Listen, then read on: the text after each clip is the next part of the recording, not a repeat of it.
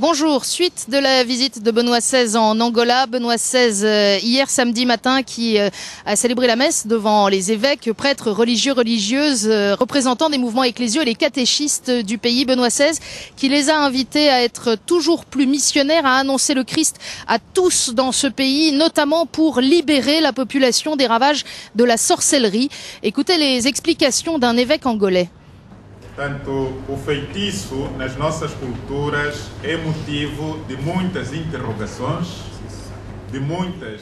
La sorcellerie est source de tant de drames dans notre culture, de beaucoup d'interrogations, beaucoup d'interprétations, de problèmes sociaux et familiaux. Dessa mentalidade feitiçista, tanto na crença das forças do mal. Il y a des familles détruites à cause de cette mentalité de sorcellerie. Et il y a des situations plus graves, comme celle d'accuser des enfants d'être porteurs des forces du mal. Penser que des individus incarnent le mal conduit à les mettre hors de l'ordre social et de la famille.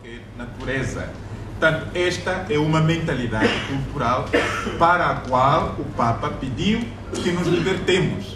C'est une mentalité culturelle dont le pape nous demande de nous libérer, car la croyance dans les forces du mal est source de sous-développement, de haine et maintient l'ignorance.